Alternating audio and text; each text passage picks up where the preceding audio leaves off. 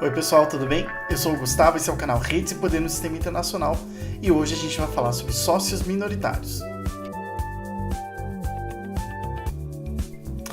Bom pessoal, a discussão sobre sócios minoritários parece estar sendo muito importante em algumas discussões que têm a ver não só com processos de integração regional, mas também pensando em termos mais amplos, né, nos alcances recentes que a gente tem tido nas relações de poder dentro de possíveis multilateralismos, né? Então acho que antes da gente falar de sócios minoritários, talvez seja mais importante a gente delimitar um pouco o que é esse multilateralismo, o que ele foi durante os anos 90 e começo dos anos 2000, e por que hoje parece que ao mesmo tempo a gente tem muita dificuldade de promover esse multilateralismo, ao mesmo tempo que a gente tem também uma revalorização, talvez, acho que esse termo seja o melhor para a gente usar aqui, uma revalorização dos sócios minoritários, justamente, né, dos países que fazem parte dos multilateralismos possíveis. Então, acho que só para começar, né, deixar um pouco mais claro o que a gente está chamando de multilateralismo, né, e por que isso é tão importante de uma forma ou de outra. Quando eu estava na graduação, eu lembro que a distinção que a gente fazia entre bilateralismo e multilateralismo era com relação a quais acordos estavam sendo estabelecidos entre todos os países e quais acordos estavam sendo estabelecidos apenas entre dois países, né? Essa ideia de multilateralismo como a conjugação dos interesses de todos os países envolvidos, né, num processo específico, como por exemplo o caso da OMC, a presença dos países, né, as decisões que são tomadas na Assembleia Geral da ONU, que é importante lembrar, diferentemente do Conselho de Segurança, não tem capacidade legal, né, obrigatória de ser executada. Uma resolução da Assembleia Geral da ONU tem a diferença com relação a uma resolução do Conselho de Segurança em razão disso, né? Uma tem capacidade de lei, a outra não tem capacidade de lei. A outra são recomendações, no caso da Assembleia Geral. E a gente, de uma forma ou de outra, observa esse período aí entre os anos 90 e a primeira década dos anos 2000, vai até a crise financeira de 2008, como esse momento em que multilateralismo significava, de uma forma ou de outra, a presença, né, e o engajamento de todos os países do mundo numa determinada pauta, num determinado conjunto, numa determinada arquitetura, enfim, numa certa estrutura de negociação jurídica internacional, mas que servia como plataforma diplomática, sobretudo, né? E, de uma forma ou de outra, quando a gente fala de multilateralismo hoje, a gente ainda está se referindo, de uma certa forma, a esse multilateralismo dos anos 90. Desculpa, gente. Esse multilateralismo que vem justamente com a ideia por trás de que todos os países estão envolvidos, todos deveriam discutir e que a decisão de todos é importante. De uma forma ou de outra, essa é a ideia que está por trás de uma ordem liberal ou uma ordem baseada em regras. Quando o pessoal fala, né, uma ordem internacional baseada em regras, diz respeito justamente a essa capacidade do sistema internacional de estabelecer regras procedimentais, não substantivas, né? Ou seja, se o país se comportar de uma determinada maneira, ele não precisa alterar a sua própria forma para estar engajado na comunidade internacional. O que passa a acontecer, principalmente depois da crise de 2008? A erosão, de uma forma ou de outra, dessa ideia de multilateralismo. Primeiro que essa ideia de multilateralismo ela já vinha sendo abalada, pelo menos, desde a invasão do Iraque de 2003, quando os Estados Unidos submetem as Nações Unidas à decisão de fazer a invasão do país, mas acabam, mesmo com uma votação contrária aos seus interesses, acabam de uma forma ou de outra impedindo, né? Ou seja, a realização daquela resolução, porque eles vão lá e atacam de maneira unilateral, né? Ou bilateral, porque de uma forma ou de outra no Iraque a atuação foi junto com a Grã-Bretanha. Nesse sentido, acho que é um ponto importante da gente entender que o multilateralismo ele tem a ver justamente com a vontade, a necessidade de lidar com vários interesses ao mesmo tempo. Só que esses vários interesses ao mesmo tempo não precisa ser obrigatoriamente de todos os países do mundo. A gente vai observar esse multilateralismo reduzido, digamos assim, em processos de integração, por exemplo, como no caso do Mercosul, como no caso da União Europeia. No caso da União Europeia, esse multilateralismo reduzido diz respeito à função que cada um dos 27 países tem dentro da União Europeia. E aí a gente vai observar, né, um desenvolvimento e até de uma forma ou de outra um desequilíbrio que vai transformar países que anteriormente eram países de menor relevância em países que vão começar a demandar cada vez mais atenção aos seus próprios interesses dentro do processo de integração europeia.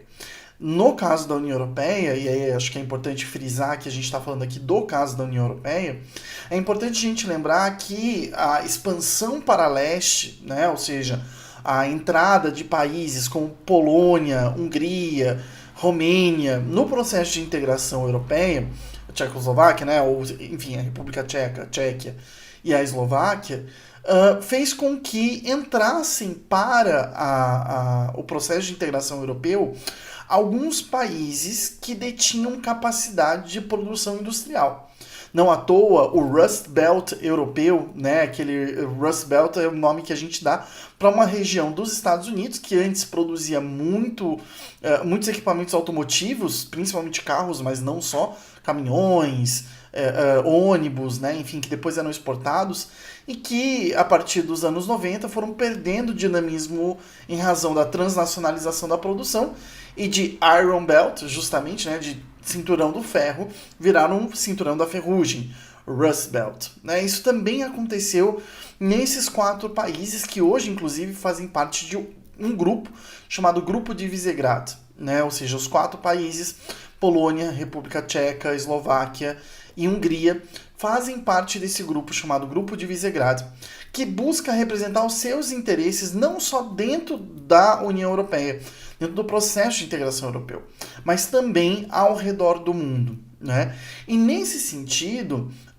os interesses da Polônia, da Hungria, da República Tcheca, da Eslováquia, têm chamado a atenção até pelo fato desses terem sido um dos países, né, alguns dos países mais agressivos com relação à Rússia. Né, com relação, claro, em razão do passado histórico, né, em razão de todo o processo de relação que se estabeleceu entre Moscou e essas regiões, não só em razão da União Soviética, mas, né, num processo histórico até um pouco mais longo, mas, sobretudo, em razão da regra do consenso, que muitas vezes é utilizado nesses processos de integração regional. A gente vai ter a Polônia, a Hungria, a Romênia também, queira ou não, mas com mais ênfase a República Tcheca e a Eslováquia, tendo cada vez mais peso estratégico dentro das decisões da União Europeia. Porque em razão da regra do consenso, ou seja, para uma decisão ser tomada dentro do processo de integração não pode haver nenhuma objeção, todos os países têm que concordar com relação a isso. A gente, com relação àquela resolução, né, aquela tomada de decisão, o que a gente acaba tendo é o fato de que alguns países têm uma relevância um pouco maior do que o seu peso estratégico, econômico, político, diplomático, enfim, poderia, numa situação normal, lhe conceder.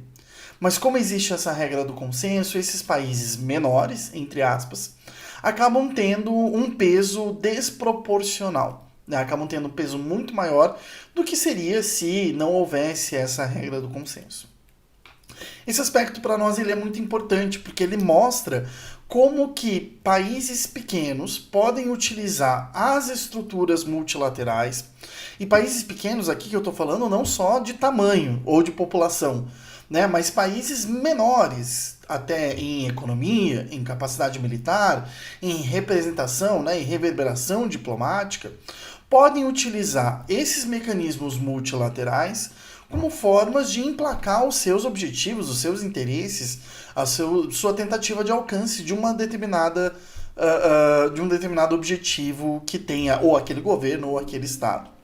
Nesse sentido, a construção desses sócios minoritários é algo muito importante para a gente entender Por que algumas decisões são tomadas nesses processos de integração em organismos internacionais, como a OMC, a ONU, mas também dentro de situações um pouco menos institucionalizadas.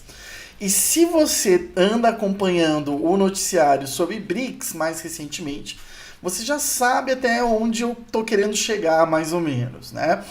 O Brasil ele tem se tornado cada vez mais um sócio minoritário do BRICS. Né? O que eu quero dizer com isso?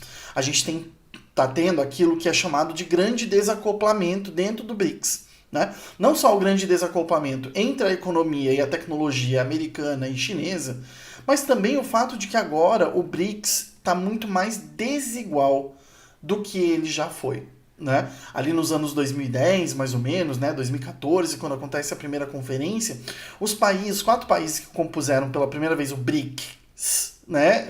Com S minúsculo, e depois convidaram a África do Sul e formaram o BRICS com S maiúsculo, estavam num pé de igualdade maior. Né? Não só na sua posição estratégico-militar, como é o caso, por exemplo, a Rússia não estava engajada numa guerra da magnitude que é essa da Ucrânia, apesar de já ter invadido a Geórgia, por exemplo, né, as regiões ao norte da Geórgia.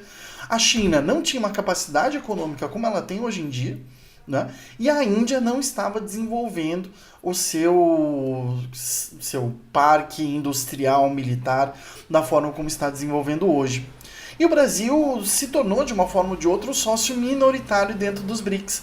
Assim como o Paraguai e o Uruguai eram sócios minoritários do Mercosul. E da mesma forma que o Uruguai, hoje em dia, tem ameaçado o processo de integração do Mercosul ao dizer que precisa de regras mais flexíveis, principalmente para comercializar com a China, do que aquelas que existem atualmente, também o Brasil tem, de uma forma ou de outra, adotado essa estratégia, né, de sócio minoritário do BRICS para se tornar o interlocutor, aquele que pode, de uma forma ou de outra, trazer a conversação para esse ambiente. Os sócios minoritários, então, a gente poderia pensar que eles têm 2 impactos principais. Se a gente for pensar na situação da Europa, em razão das regras de consenso, do multilateralismo regional, de uma forma ou de outra, a gente vai perceber que esses sócios minoritários eles têm um papel muito importante nas esferas de decisão, né? E podem influenciar decisões que não seriam normalmente tomadas por sócios majoritários. Né? A dependência alemã, por exemplo, da energia russa faz com que a Alemanha tenha um pé atrás em ações militares mais graves contra a Rússia. Mas a Polônia, a Hungria, que tem de certo grau, até certo grau essa dependência, mas levam mais em conta aspectos geoestratégicos e o medo que tem de serem invadidos também pela Rússia de uma forma ou de outra, além dos seus movimentos, né, dos seus governos serem de extrema-direita, nacionalistas, etc., a gente observa também, né, o papel deles como deslocação do centro estratégico. As decisões da União Europeia agora já não são mais tão euro-ocidentais, né, não estão mais tão relacionadas ao Atlântico e estão mais relacionadas ou ao Mediterrâneo ou ao leste europeu e aos seus desafios. Da mesma forma, no caso dos BRICS, o Brasil pode utilizar essa sua condição de sócio minoritário até para se apresentar como um dos países, junto com a África do Sul, que não está dentro da disputa de grandes potências, que, portanto, pode representar os seus interesses, os interesses da China, os interesses da Rússia, enfim, diante dessa situação.